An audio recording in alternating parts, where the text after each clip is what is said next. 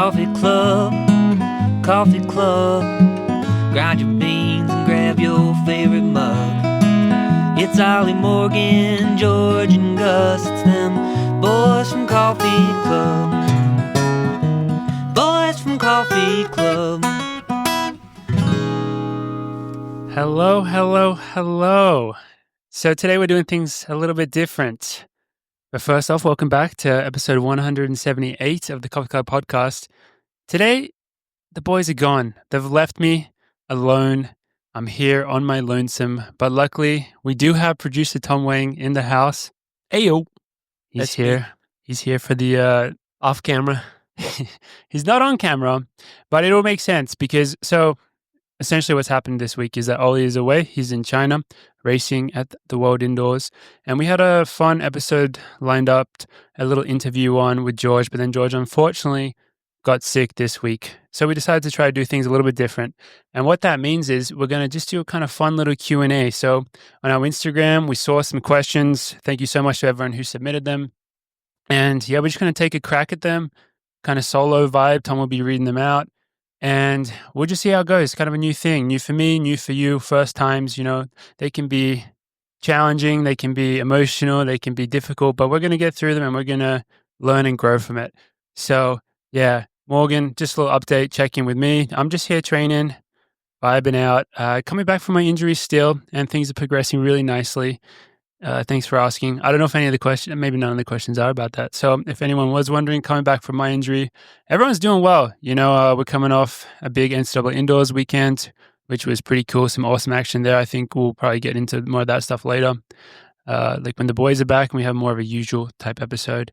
But I don't know what the questions are. I have not seen the questions. So this is going to be off the dome, authentic, real, no secrets.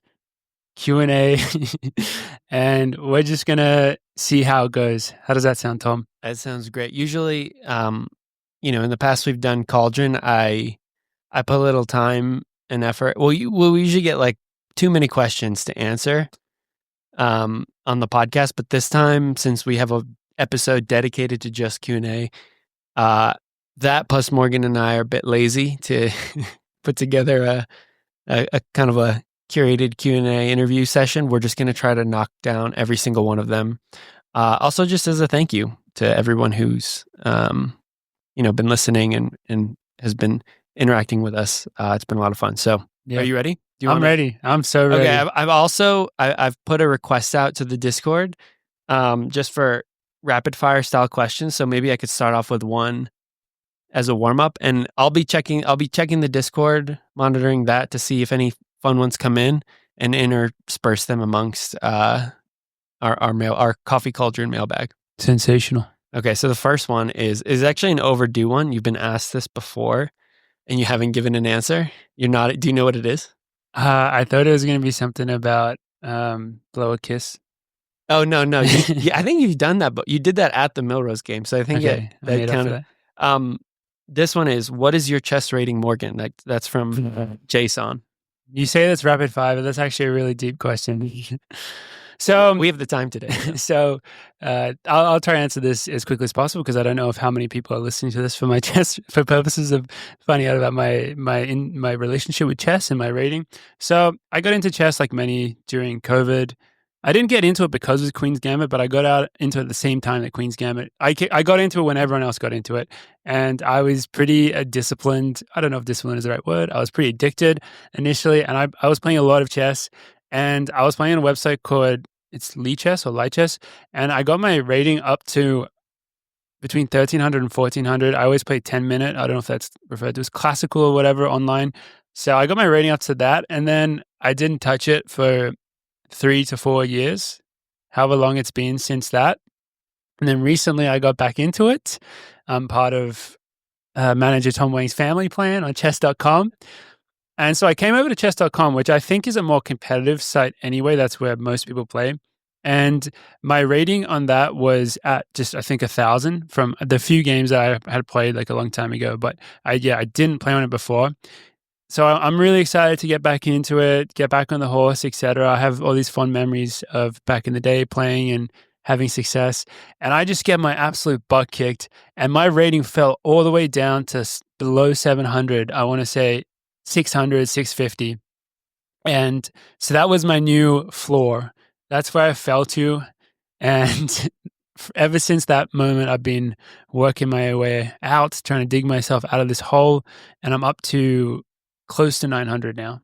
So, but I have a theory that I got a lot dumber in those few years. So I don't know exactly what would be the cause for that.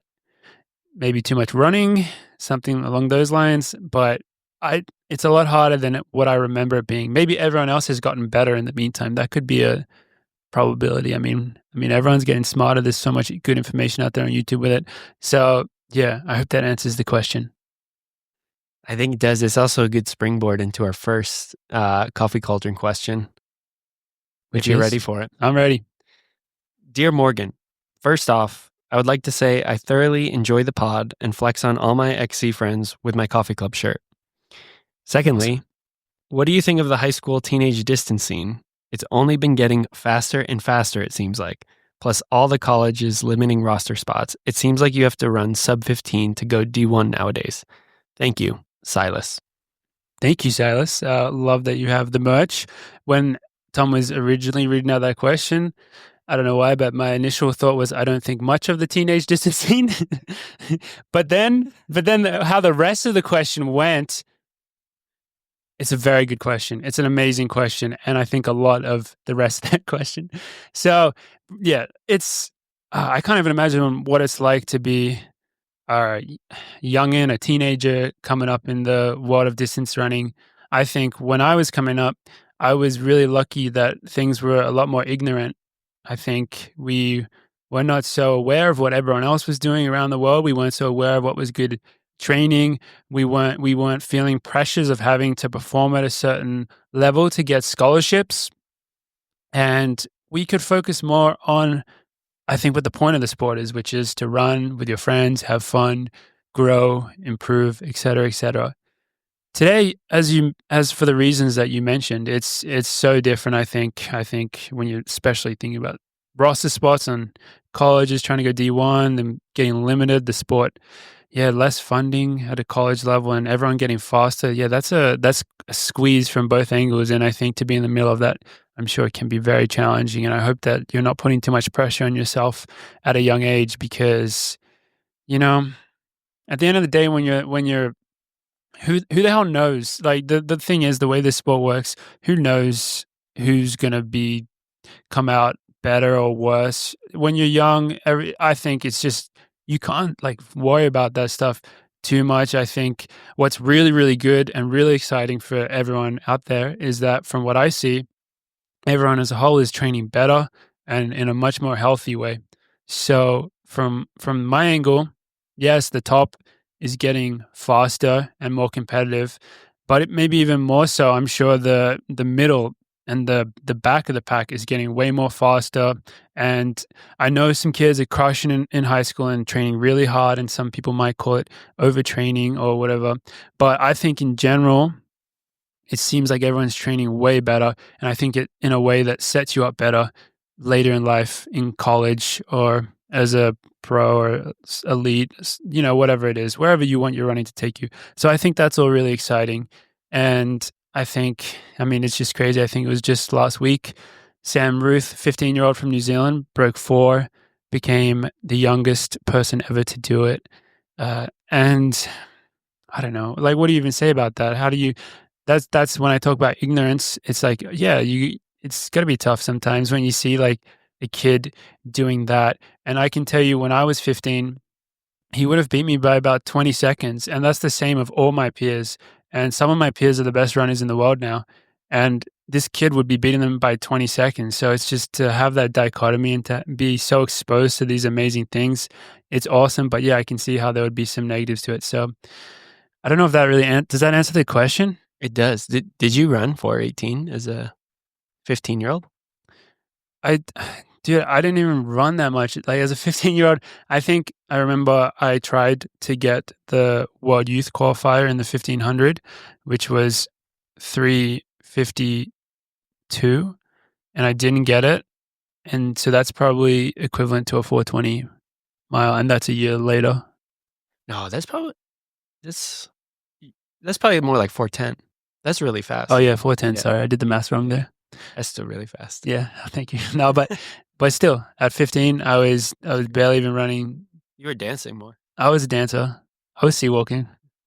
So I think it's crazy, and I think there's a lot of positives, but I just hope that you can be protected from some of the maybe pressures that you pointed out. And I think that if you want to make it in running, like, you just got to focus on trying to do, those right things, and you can't stress about these external things like roster spots or what other people are doing so much, which I imagine does weigh on some people. I think you got to try eliminate that, and especially when you're young, focus on the fun of it, and try to build a foundation for when you're older. Try to become a runner that you focus on things that are sustainable and long term, and learn along the way. I wouldn't stress about specifically running times or anything like that. I think that can take you down some negative paths. That's good. Yeah, I think it's important to not like you're also trying to find the right school for you. So it's not all just about like what time you run and where you can run. Mm-hmm. Yeah, I think, if you're specifically with college stuff, it's, no one knows, it's not like there's one school that works for you and 99 that don't. There's a lot of schools that work for you and in different ways. And if you want it, and you're committed to it, you'll find your way to get there. There's a lot of different paths. And the long ones are often ultimately the better ones. Very wise, Morgan. Thank you. I'm pretending to be today. I have another Dear Morgan. Dear Morgan, my wife bought me an Ollie and Eugene shirt a few years ago. Nice present, right? Wrong. No. Every time I wear it, she finds a way to sneak a kiss on shirt Ollie. Oh, no. I found it under her pillow once. What do I do? Ollie's op. That's a really, nice gift, slight backfire. It seems like she really bought the gift for herself, and that's a bit selfish, but I understand it. And it seems like you're not open to an extra person in your relationship. So I would think that you probably have to take that shirt, lock it up somewhere safe, and you can only really wear it when you're not around her, because clearly she can't control herself when she's around the shirt. And it seems like, you didn't say this, but it seems like that's not something that you want in your relationship.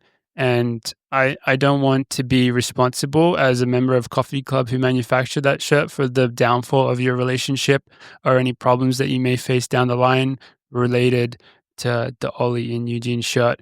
So I think you have to be really cautious here and lock it up. And I would wear it maybe when you go to the park or the beach with your friends, but she's not there, or you go for a run, go for training, but you just make sure she's not around when you are wearing it. And then I think it's safe and you can express yourself how you want to express yourself, but just not when she's there, because clearly that doesn't work.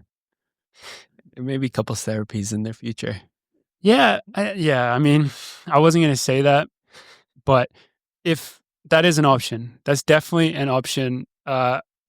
That I've heard about a couple of other couples that had to go to therapy for the same reason.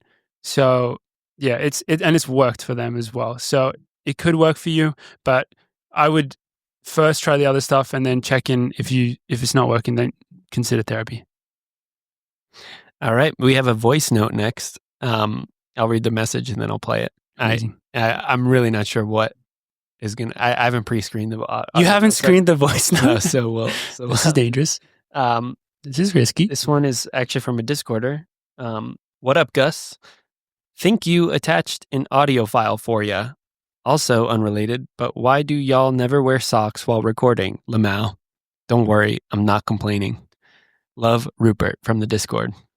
I'm not actually generally a big sock guy. I like to feel the ground beneath my feet. And the thing is, as runners, we wear socks and shoes when we train, and we beat our feet up in there and they get all sweaty. So I think it's nice in your off time to let those puppies free and air them out.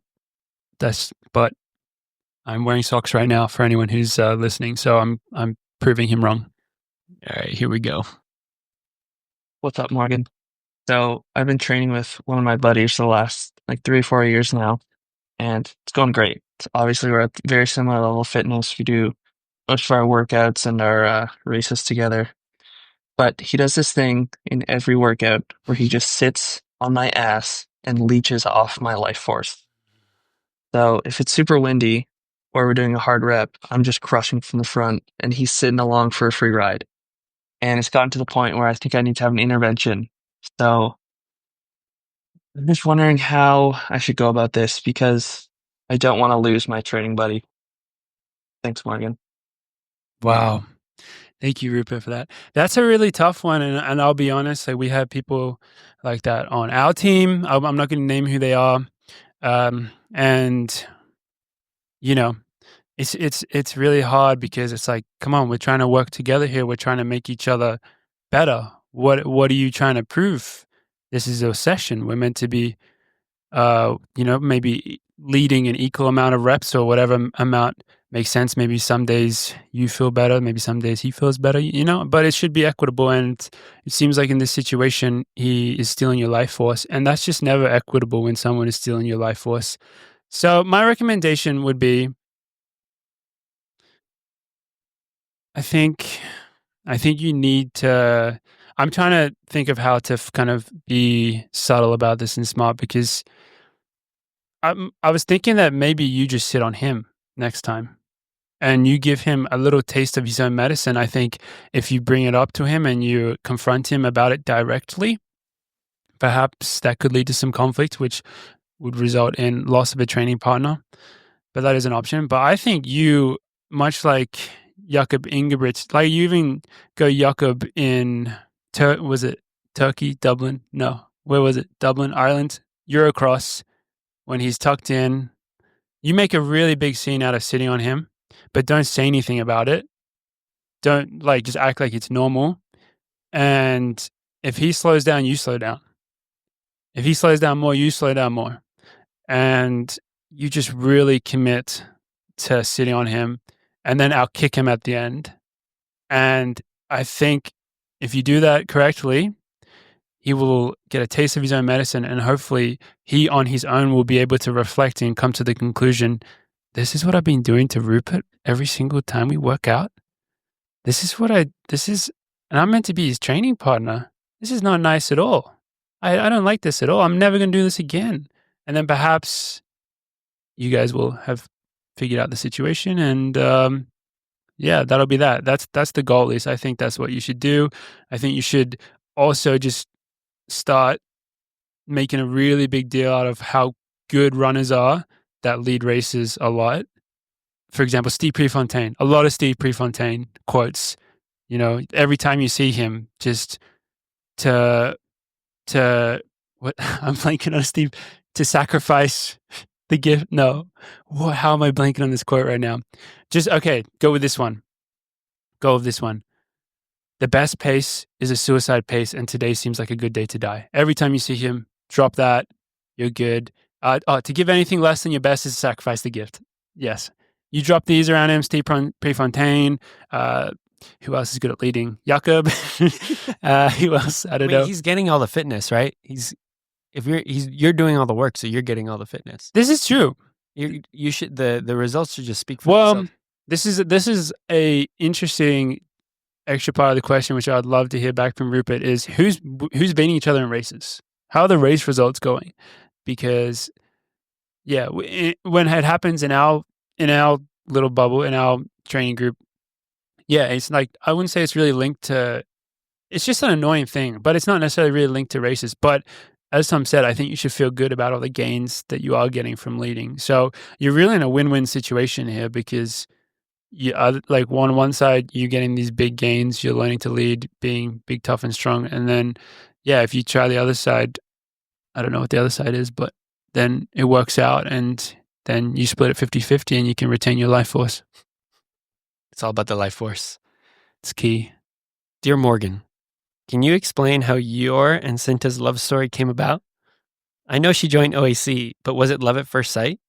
Did you become friends first? Who asked who out? Did she friend zone you? Demi. Thank you, Demi. Well, let's see. This is a story. I don't know how much of it I can reveal. But what I can say is that love always wins. And there are certain boundaries that people may put up. For example, you shouldn't date your teammates. You shouldn't date your coworkers. And I used to be someone who believed in boundaries. I used to be someone that believed in rules. I understood that they were there for a reason, and I abided by them. That was until I laid eyes upon Sinta. She changed everything. And from that point on, I knew I couldn't abide by the rules, and I fell in love with my teammate. And that was that. The rest is history. Hi, Morgan. Australia and New Zealand have such a rich history of track and field trading cards, but they've been few and far between since the Tokyo Olympics. Can Coffee Club revive this great tradition with some trading cards of the boys? Sincerely, Will R. Okay, this question is boggling my mind on a couple of levels, because when he said a rich history of trading cards, that's what it is, correct? Yeah, well, it was like track and field. Track and field trading cards. I was like, oh, this must have been like back in the 80s. And then he said, Tokyo. Up to Tokyo. And I was thinking, I lived in Australia my whole life before I came to the US. So, assumedly during this time of this rich history, and I have never heard of these trading cards before. With that said, sounds like an amazing idea, and we should definitely look into that. What do you think, Tom? Should we make it happen? Oh, yeah. I mean, we've been sent some really good ones before, like custom. The Jakob one, right? Homemade Jakob one. But people, when I was in college, maybe, I think people made some, like just as like a fun thing to do. Yeah. So maybe that is something that we can do and sell as merch and become rich through.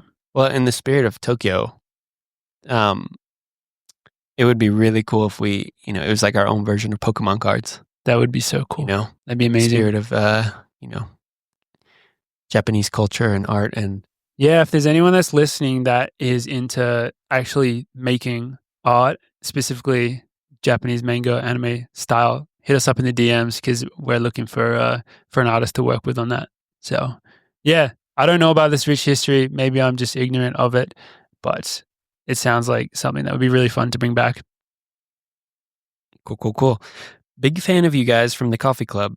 It's always exciting to see any of you three in the lineup of races that I happen to be watching. I'm a prior high school distance runner who lost the love of running for 10-ish years, but I've been on and off with the mileage again for about 2 years. I just decided to train for a marathon in October with an old friend / teammate from the high school years, and feel like I need some guidance on training again. Any tips on getting into marathon mileage without hurting myself? Much love, Del. P.S. I'd be down to chat about training in the future for a paid consultation type of thing, if that's something of interest. Sent from my iPhone. Thank you. Was it Del? Del. Thank you. It's funny because we were literally talking about, I was like, Tom, I want to be an online coach. I was like talking to him about that yesterday. He's like, yeah, you probably don't have time. I was like, no, it's my future. It's my passion. But yeah, thank you so much for the question. I think that's really cool that you are getting back into running, especially, the marathon scene at our age is just so fun, so social. So absolutely cool. Yeah, if you ran in high school, it's good because you already obviously have this big base of knowledge, and I'm sure that that fitness in a way doesn't go away. Like it comes back like over time. Your body knows what it feels like, which is a big step up on someone who's starting anew at that age, I imagine. But in terms of, I don't think, in terms of actually answering your question, I don't think you can do it too slow. I really don't. I think if you're building back into it, you need to start slow. I think that's really important. And especially just, start with easy miles, gradually build it up as the body feels right. Like I think your body is going to be your guide, it's going to hold your hand through it as long as you're aware and listening to it, if that makes sense. So I would start super easy. I don't know what like your actual starting point is, if that's 30 miles a week, 40 miles a week, 50 miles a week, whatever it is, you try it out. And yeah, you be conservative, and you build up slowly from there, starting with focusing on easy miles and volume, as easy as you need. And once that feels comfortable, you start adding in a little bit of faster stuff, strides, all those other things that you probably know about. But I think the focus has to be just nice, consistent growth. And I'm actually really excited for you because I remember in my life, that's one of the funnest times is when you're able to build up slowly and you're starting from a lower point where you haven't been training, because if you do it right, the improvements that you start seeing on even a week-to-week basis are so amazing and it feels so good. So yeah, that's kind of my tips, is just really, really listen to the body and start slow and work with it, and then build things in slowly over time. And if you do that, you build this massive foundation, which is what you want. You want the biggest foundation for your house possible. And as you do it more and you get more into it, I think naturally you'll start adding in those other things like workouts, and it'll just come to you. I really believe that. I think so. That's how I would recommend you do it.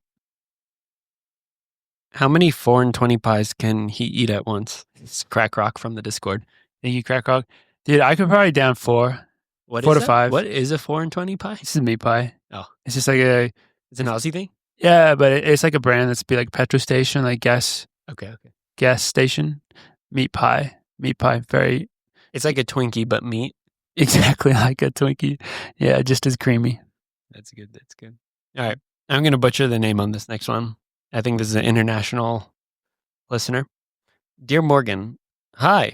I'm definitely your biggest fan. Thank you. So I just have one quick question. Are any of you running either Oslo or Stockholm Diamond League this year? Signed, Sigurd Egeland Valseth. That sounds like a Viking name. Yeah, I think so. Scandinavian for sure. Yeah, that might be why. It's pretty close to Oslo and Stockholm. Makes sense. Yeah. That's a great question, and I don't have an answer. I have no idea. I think hopefully some of us will be there, but at this point, it's the way it works, especially with Diamond Leagues that far away, you just don't know. I think maybe Ollie and George would know what their schedules are a bit more, and I'll ask them next time they're on. Well, it's going to make sense that soon we'll start getting to talking about what our outdoor schedules will be. So we'll get into that. Personally, I'm on that comeback from injury train. So there's a lot of uncertainty surrounding what races I will be doing, but I would love to do one of those. Like, I think those are at the top of my list in terms of races that I would love to do just for the experience of them. Maybe we get a lot of in the DMs and emails, like what races you guys are racing. Maybe you could illuminate what, and most of the time the answer is like you're not sure. Yes. Maybe you could talk just like briefly about what what goes into planning your schedule and season, and why it's an I don't know most of the time. Yeah. So I'll try to give as succinct an answer to this as possible without rambling on for too long. So I think it kind of follows like some level of common sense, but I think the actual nitty gritty of it is probably foreign to most people. So if you're at the top, you can, like if you're a Yard, you can sit down with Dathan in freaking November and you can say, I want to do these races. And then you slam. Yeah, or you can get slammed. You send them to your agent and he gets you into those races and you're golden. You've got your season planned out. That's the case for a few people at the top. For most people, such as myself, and even some really good people, you'd be surprised. They're not going to get confirmation on all the races that they would like to do, when it comes to Diamond Leagues and stuff, especially not early in the year. These organizers are putting together fields, and generally speaking, the way it works with distance events is, and you guys see this reflected in the races, each race organizer is obsessed with trying to break a record, national records, but even a world record is the biggest goal. So they put most of their effort into trying to secure a Jakob Ingebrigtsen in the 5K, get the best, like Hagos Gebrewa, Yomif Kajaucha. That's what they're trying to secure. They want to get a few people like that locked in for the field. And then the rest of the field, they don't care about as much. And it becomes a bit political with your agents and their relationships with the meet organizers. It becomes down to form, especially like, the current form of the different people. So if you're, in kind of where I'm at generally, like let's say take last year as an example, like I didn't know that I was going to be racing in any diamond leagues when I started the year. And so for me, it was more like, let's put down on the calendar the races that I know I can do, and then be aware of these other ones, ask my agent to try to get me into them, and we'll see what happens. We'll prepare the best that we can. So that's why I think it's so amazing. That's another reason why it's so good for athletes to take care of standards and stuff at a race like BU or like earlier in the year, because those are more reliable. If you're part of a team like the OAC, we are going to BU to set up the races and we have more control. These other races, the Diamond Leagues, we have zero control generally, and there's so much uncertainty as to which ones you'll actually be doing. So when it comes down to it, I remember even Joe during his year when he was running all these amazing 5Ks, and he'd run sub 13 once or twice already in the year, 12:53 or 4 indoors. He wasn't getting approved, like he wasn't getting into these races early. He eventually got into them maybe a couple weeks before them, but they weren't even telling him that he was like accepted into these races early. So you just have to hope and prepare the best that you can at times. And yeah, that's generally it, especially if you're not the top. There's just a few who can really like bank on exactly what races they're going to do. And then for the rest of us, it's a bit more uncertain. And that's not even taking into account injuries and changing plans, all this other complications which come up and affect which races you do as well. So those are kind of a couple of the layers to it. Hello, Gus, George, Morgan, Ollie, and Tom. My question is, when is Ritz finally coming on the show? The pod has been going on for years, and the fans finally need an episode with the man, myth, and legend, Dathan Ritzenhein. And what do you think about the fact that Jingy apparently also plays the piano besides being the best middle distance runner on the planet? See Instagram. Love the pod, Tom R. Thank you. Is it Tom? Yeah, not me. Okay. Tom, thank you for the question. Jingy playing the piano, what can't that man do? Put out a banger, little promo preview for his World Indoors, his team. Tom, we were talking about before how his team from a social media or even just content in general standpoint is absolutely crushing right now, and we're loving it. I'm not convinced he does play the piano, though. I think he just knows how to play the opening chords of, what song was it? I don't know the name of the song. It's really bad. Dr. Dre. Yeah. Dun, dun, dun, dun, dun, dun, dun, dun, dun, dun, dun, dun, dun. I don't know. Let's forget about Dre. No, is it that? I don't know. Whatever it is. Yeah, I don't think he does know how to play the piano, but if he did, wouldn't put it past. Still Dre. That's the one. Yeah. What can't this man do? Driving his Ferraris, his Lambos, playing the piano. It's all par for the course. So good for him. In terms of the actual question about Ritz, I'm not gonna. I'm gonna be straight up and just say he might never come on the podcast. We've asked him a couple of times. He has declined, and the thing is, Ritz loves the camera. He loves the camera. He loves talking, which are two elements of a podcast. So he should be down, right? Like, is that crazy? His son, what could do it is his son who loves the podcast and who he buys merch shout out to Jude. for. Yeah, we love that. So that could be the final blow. I don't think he listens to, well, he says he doesn't listen to the podcast, but I think people tell him about some things that go on the podcast. But yeah, we've asked him politely a few times and he's declined impolitely. So, what more can you do? I think maybe we'll have to really butter him up for something special. I think one time he did give us an ultimatum. I can't remember what it was. Maybe we had to like win the freaking Olympics or something and then he'll come on. So he's setting up barriers and we're trying to create bridges, but it's just, we're doing the best we can. Hopefully we can get him on eventually. Probably be about an 11-hour episode. So when it does happen, it'll be big, but yeah, cannot promise anything.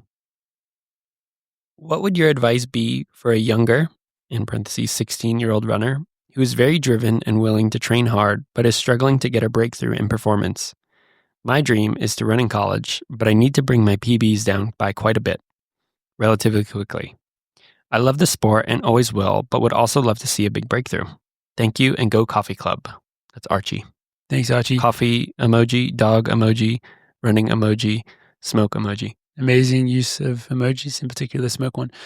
So Archie, I think it's a good question. It's pretty similar in some ways to the first question. And might sound really cliched on a surface level, but I think you just have to commit to the process. And specifically, what I think that looks like in your case is you have to surround yourself with people that you really trust. And I think that means a coach that you trust and that you enjoy working with, and hopefully good training partners, teammates. I think that's ideal. And maybe you don't have control over all these things. I'm not sure exactly what your situation is, but I think the pressure, the burden that you describe of needing to get your times down is not really, yes, that can motivate you. Yes, you set goals, but it's not something that, you don't want it to suffocate you at the same time. And you don't want it to affect your emotions, and you don't want it to really like dictate, how you feel about yourself and all these different things. You can offload, I think, a lot of that burden by having the right people around you that you trust to guide you and take care of it. I think we all know that times is something external and ultimately out of your control. So you can't really worrying about them a lot is a recipe for disaster in cases. But what you can worry about is the things that I listed. And I think if you can become obsessed with those and you can enjoy them and you can really just get caught up in the fun of it and the process, those times will come. And I can promise you that. I know I had this when I was young, when I first started actually running track races, I got obsessed with times. And this was when I was probably about 14. And it had such a bad effect on me. I had 2 races that I remember where I was I was thinking, all right, I want to run a 4:05 for 1500. I need to run 65 seconds. And I was trying to be aware of it during the race. And it was so bad. It did not make me better at all. What helped me was just focusing on racing people, which is something that I had always done. So I think the times, they are what they are, and they'll come if you take care of the other stuff. And that's what you should be putting your attention towards. Back to the Discord. This one's from our old friend San Diego Hobby Jogger. Dude, rest in peace, road to San Diego. I feel for you, man. Had to remind him. Ask him who would win in an arm wrestling match, him or Ollie. I would probably say me, but I think Ollie has a certain intimidating strength to him in an arm wrestling situation. And then his second question was, can we see the return of the Chicken Boy Morg's theme song, please? And thank you. Oh, that's a throwback. I don't think that's been on a video for like 3 years, 2 years. Yeah, if I make YouTube videos, I could bring it back.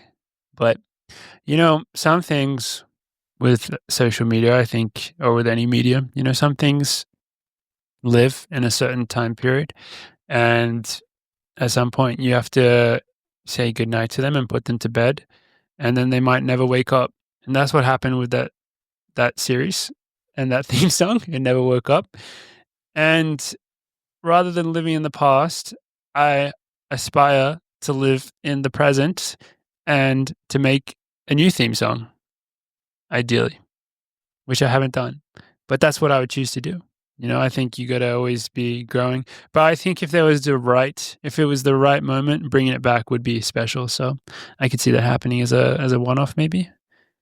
Who knows? I got to start making YouTube videos consistently first. That's the real crux of this issue.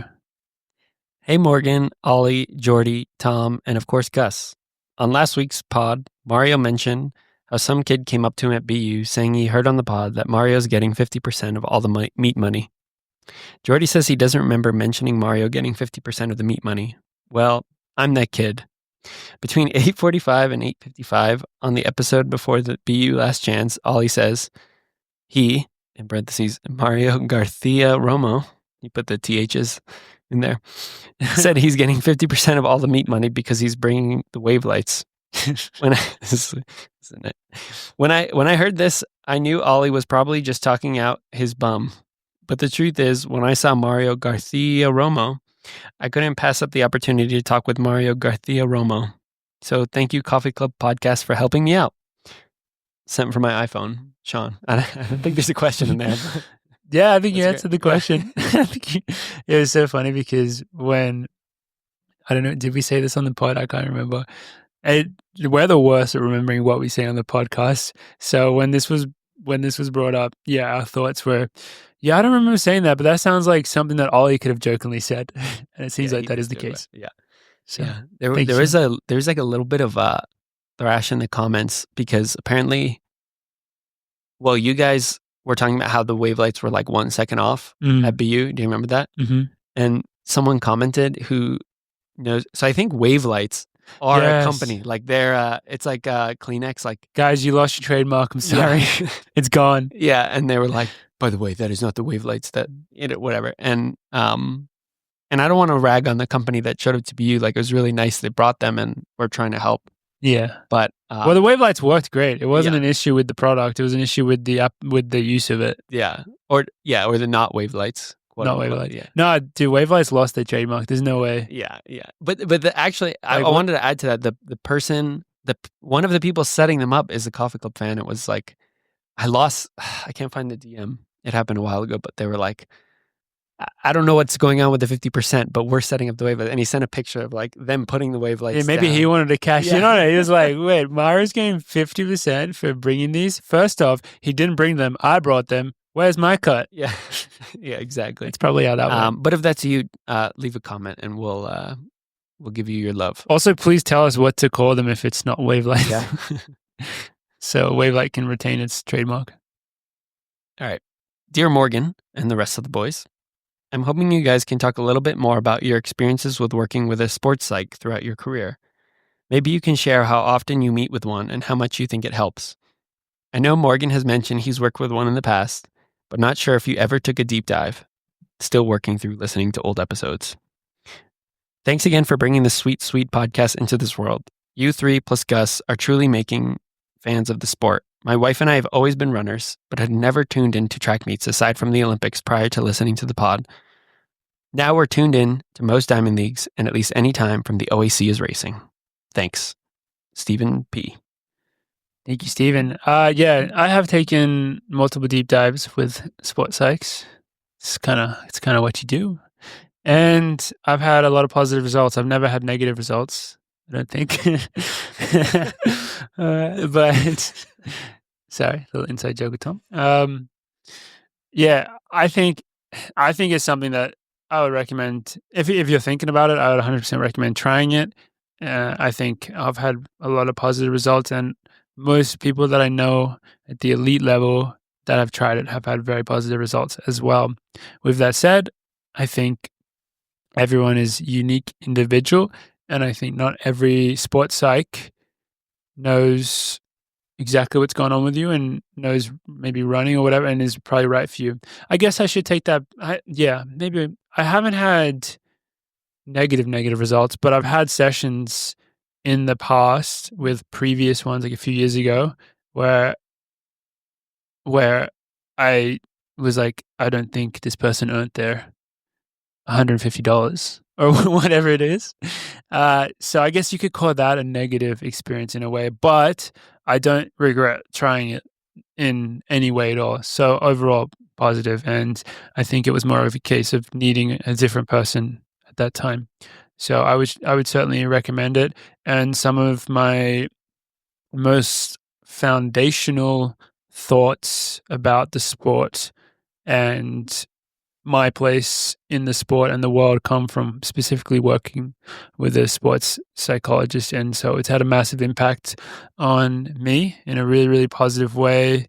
It's the reason I started meditating and going down rabbit holes of, reading certain books about, life philosophies and stuff. A lot of it just exposed me to so many great things that have had a really great impact on me, I think. So I would certainly recommend it if you haven't tried it before, or even if you have tried it and it hasn't worked, but you're once again thinking it might be something that's good for you.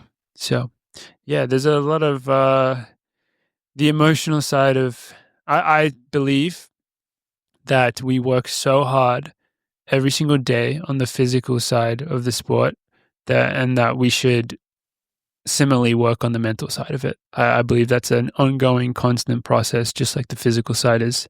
And I think a sports psych is really appropriate to help guide you along that path, that journey.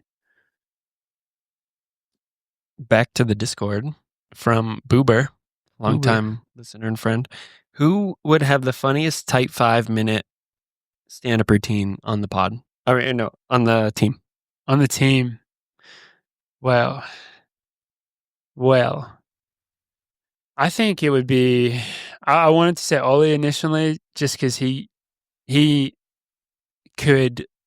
has within his memory banks probably about 5 hours of really funny other like comedy stand-ups that he could just mesh together and make the perfect routine.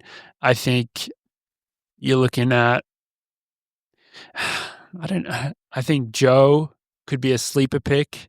I'm not sure what his routine would look like, but I think he could really play into his personality and make it really funny. So I'm looking at him as well as kind of like a dark horse in this scenario. And that's about it. I think, yeah, I don't know. I think we'd all be pretty rough out the gates, if I'm being completely honest. But, maybe we'll get there. He would take it like really seriously, I think. Dylan. I feel Dylan. like he would like I really forgot like about sit Dylan. down and write. I forgot about Dylan. See, Dylan's naturally very, very, very funny. Yeah. And he likes to talk. Yeah. He loved being on the podcast.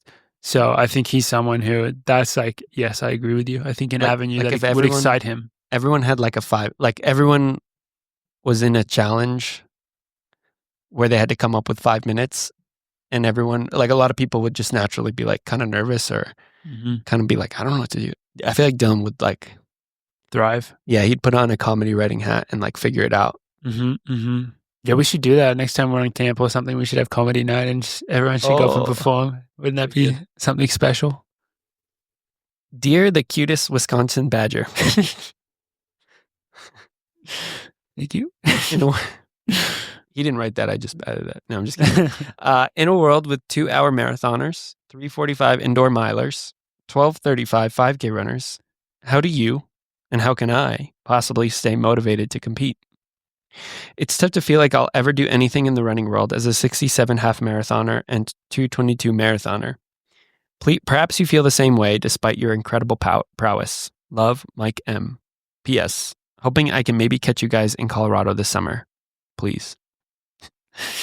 Please.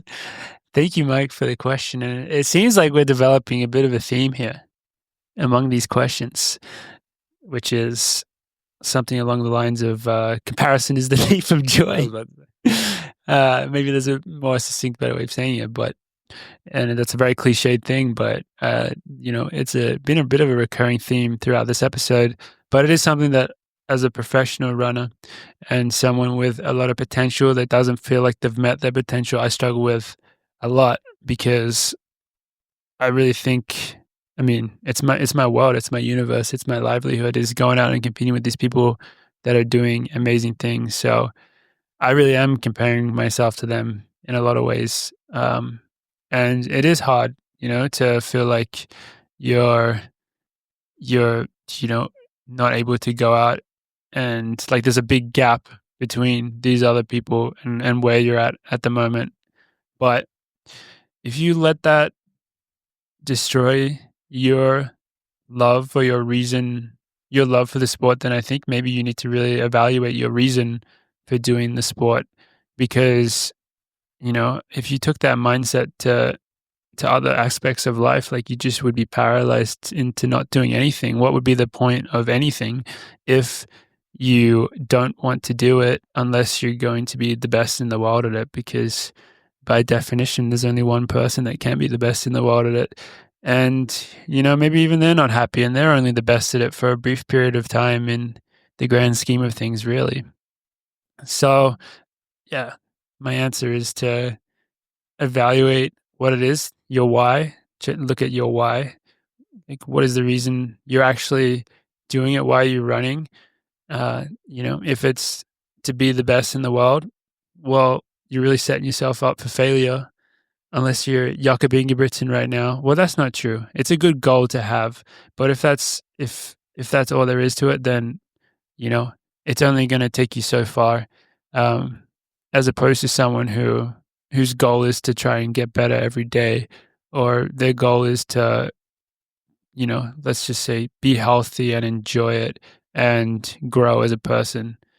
That's where I often find myself ending up if I'm because yeah, as I mentioned, it's natural to compare yourself and to think about these things and to have negative feelings associated with them sometime. But when that happens to me and I reflect upon it, it becomes my reason for doing this work becomes something much more personal, not so much related to other people, but for me, I want to see how great I can be. And my pursuit of trying to be as great as I can be, I think makes me the best person and allows me to experience life in the fullest. At least it has for the last, since I dedicated myself to running. And so that's why I love doing it. So I would hope that you could find a similar spark enjoyment for yourself, because otherwise, what is the point, Length and girth measurements for yourself, Ollie and George, please. Prayer hands emoji. Kind regards, Brian L. And that's not his name. He signed it with a different name. I think he's trying to set up his friend Brian. Brian? Come on, Brian. That's an inappropriate question, which we will answer on the Patreon. Good time to launch that. Just for that. Yeah. Should we might have a Patreon coming at some point, and there will be exact sizes on there if you sign up at the right tier. At the right tier. Yeah. So pay attention to that. It's behind a paywall. I apologize. Hi, Morgan. I'm going to altitude to train for the first time ever this summer for 10 weeks. What advice do you have for adapting/getting into training? For context, I'm currently a junior in college where I train at 2,000 feet, and I'm going up to 7,000 feet. Thanks. Isaac. P.S. Tell Gus I say hello. I will do that. Yeah, so 7,000 feet is actually quite high in terms of you will feel it, and not just in running probably. So I think your first week especially, you should look at as more of an adaptation phase, and you shouldn't stress about training hard. And during this time, you should focus on just trying to get your body to feel good. And at 7,000 feet, you potentially will never feel normal, good, like you would at sea level. When I have gone up to that altitude, I've struggled with sleeping. So that's something that has an effect on me. And you're going to have to drink a lot more water and probably eat a lot more food because your body's just working a lot harder to do the normal processes of living. So that's not even taking into account training necessarily. So I would just get those things out of the way. Expect to feel, bad on your runs initially. And I guess I don't know how it's going to work with what type of training you'll be doing. Easy running, you just go off feel. You can run the same amount of miles, but I think it's where you come when you're trying to do intensity, which I'm not sure how much intensity you would be trying to do at this time, when you will have to make a lot of adjustments and you really have to more go off feel / give longer recovery if you're doing certain things, and that's where it becomes a little bit more complicated. But yeah, don't be afraid to give your body time and let yourself recover. Tom's just been at altitude for about a week now. So do you have any thoughts on this? I'm not going there for 10 weeks, though. I'm only maybe 7 days in, and I actually felt pretty good the first few days. But after my first workout, 2 days out, my butt has been kicked. So now I think the lesson there is recover harder. You definitely have to recover harder. Yeah. You will feel it. And yeah, the fact that you're there for 10 weeks is nice because it really does take the pressure off those first few weeks. And you just look at getting in a routine, and you always have confidence that just being there and running easy, just you'll get a lot of gains from that. Don't stress about having to do certain workouts or whatever it is, and which I'm sure like you maybe will be, but that's less important. If you're going to altitude, you're getting a lot of other benefits already, and that's good. That's really good, and you'll see improvements from that when you go back to sea level. So yeah, just feel confident in that. Workouts intensity, you're gonna have to go feel a bit more and adjust stuff, longer recoveries as well potentially, and make sure you look after yourself a lot more, especially when it comes to fueling and hydrating. I think that's a lot more difficult at altitude than it is at sea level. Sea level you can get away with, not taking it quite as seriously. And wear sunscreen. Wear sunscreen and probably glasses. Yeah, I didn't need sunglasses until I came to altitude.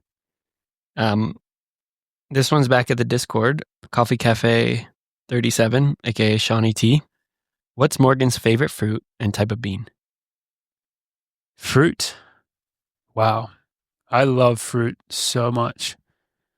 So it's a tough question because I try not to just say like mango. Because mango is like obviously like well, it's just so typical, It's just so. Is it typical? I think mangoes are pretty unique. Yeah, maybe where I come from, it's a bit different. Oh yeah. I don't know. That side of the world. It's just so obviously like the best fruit to a lot of people. Yeah. Like it's just the most tasty and it's so amazing. Fun fact: I started eating mango skin recently. The skin. Yeah, because Sinta does it. Wow. Yeah. I don't know if I've ever seen that. It's not like the tastiest thing. Yeah. Is it like good fiber? I mean, I'm sure it's excellent fiber, but is it more nutritious or? I have no idea. Like fun to eat. I just do it because Sinta does it. It's like the national fruit of the Philippines. I'm gonna ask. Really? My mom. I wonder if they do it. Yeah, Sinta grew up doing it in Ethiopia, so I guess this became normalized. But aside from mango, I'm a really big stone fruit guy, particularly yellow nectarines. And I have this weird thing about me where I'm more into a tart flavor profile and a firmer fruit. So if you're the type of person who likes a super ripe nectarine or peach and you're sharing them with me, you're going to be really angry at me because I'm going to eat them all before they get ripe. Just a heads up. What about the bananas that are brown now? Yeah, I like bananas more on the unripe like side as well. Bananas are probably the fruit that I eat the most. But what about your favorite bean? Bean. Like coffee bean? Could be any bean. What other beans are there? Like kidney bean? Garbanzo, the same thing.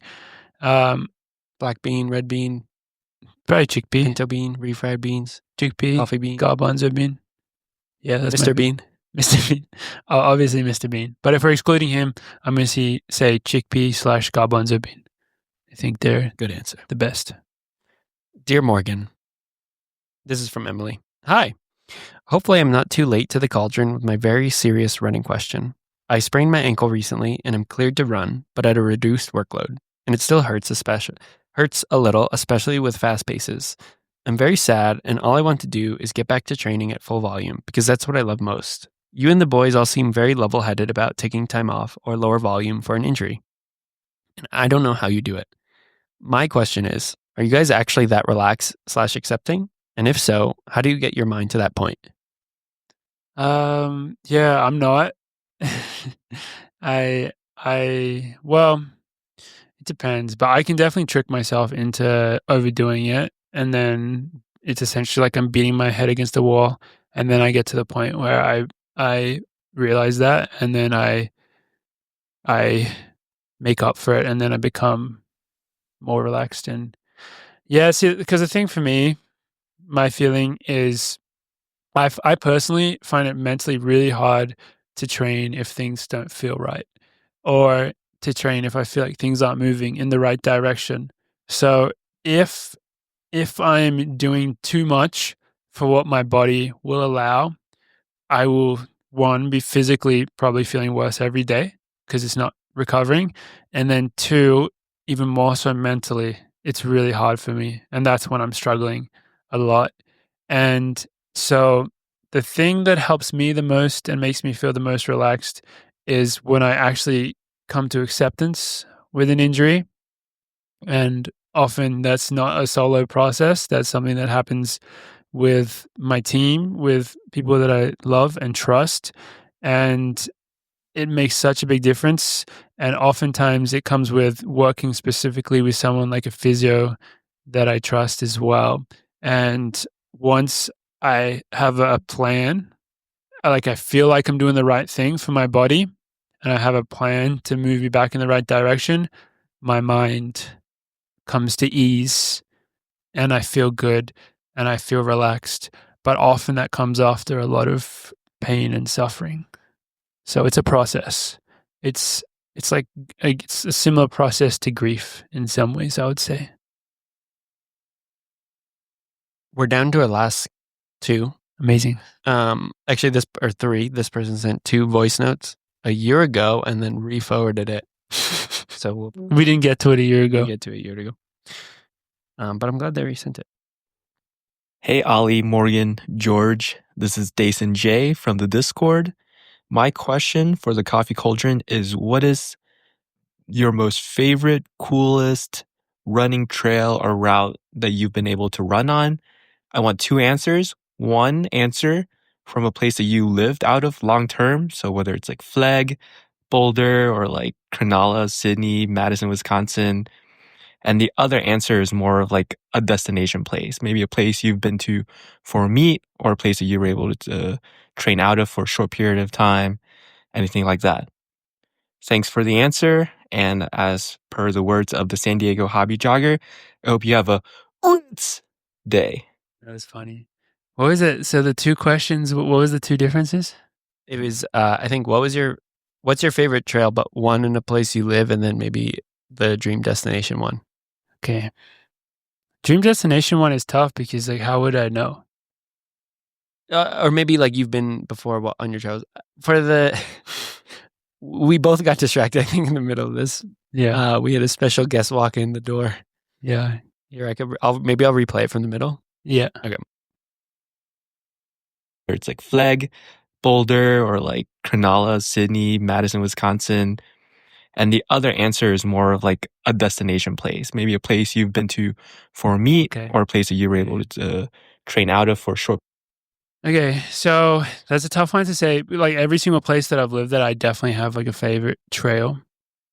In Madison, for example, there was a 5-mile loop from the locker room called Picnic Point, which if you've been to Madison, it's just epic. You run on this little path out into the lake and the view is amazing. You take it in, that's 2.5 miles exactly, and then you head back.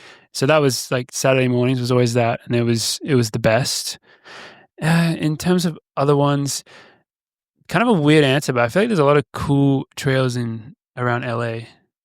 But that's kind of a biased one because we've gone on some weird runs with the team after we've raced in LA. The next day we'll just go on an easy run to some random location that I don't even know of, and we'll find somewhere super random, cool to run through some canyons on some dirt, and I've always really enjoyed those. But I can't tell you a specific trail. Hey, Ollie, Morgan, George. This is Dathan J from the Discord. He's back. Asking for a friend, if you were an 18-minute 5K runner trying to break 17 minutes and you could only cycle through 4 workouts in your season, what 4 key workouts would they be?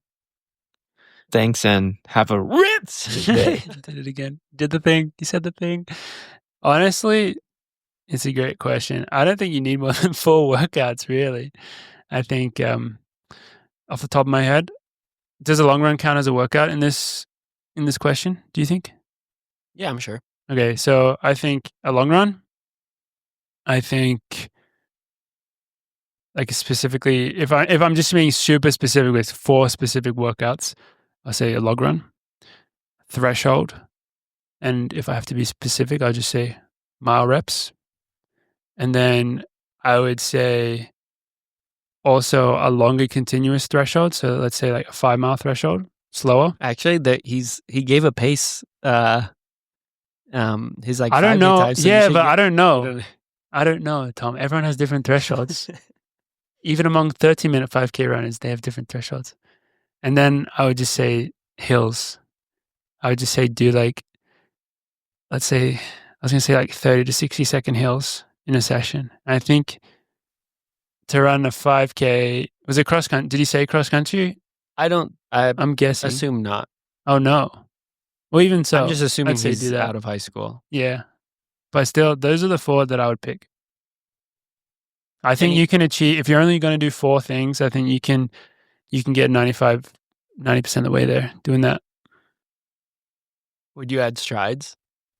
I would just, yeah, I guess hills will get you going there. I'm going to take them as like a kind of freebie. Yeah. Easy days and strides are given.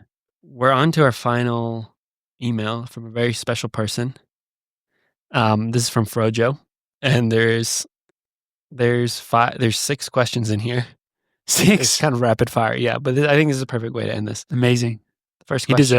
He deserves at least 6. Yeah, at least 6. How are you? Good. What is your favorite color and why? Purple, because it's Justin Bieber's favorite color. No, it just always was. What's your favorite Atlanta episode? Haven't seen it, but I really want to. That's a show that is on my list of like, I know I'm going to love it when I watch it, but I haven't watched it yet. That's funny because we were listening to him right before this. I'm a big Childish Gambino, Donald Glover guy. Will you be at Penn Relays? Yes. Will there be a group run / hangout at Penn Relays? I hope so. Cheers, Joe. Cheers to you. Thank you, Frojo. That's it, huh? That's it. We went through them all. Wow. Well, that episode was actually, for something that we had to put together, a little bit last minute. It was meaty and it was good and it was fun. Once again, thank you so much, Edron, for contributing to this episode to make it happen. Next week, we will be back with a more normally scheduled program. George will be healthy, ready to go. Ollie still won't be around for a few weeks, at least a month maybe or so. He's still got some more racing to do down under in Australia. But next week, we should be able to get back into the swing of things. But yeah, I think I really enjoyed this episode. I hope that you guys at home enjoyed it as well and got something out of it. And yeah, that's it from me. Thanks everyone for listening. Look forward to see you guys all again next week. Until then, take care. Bye.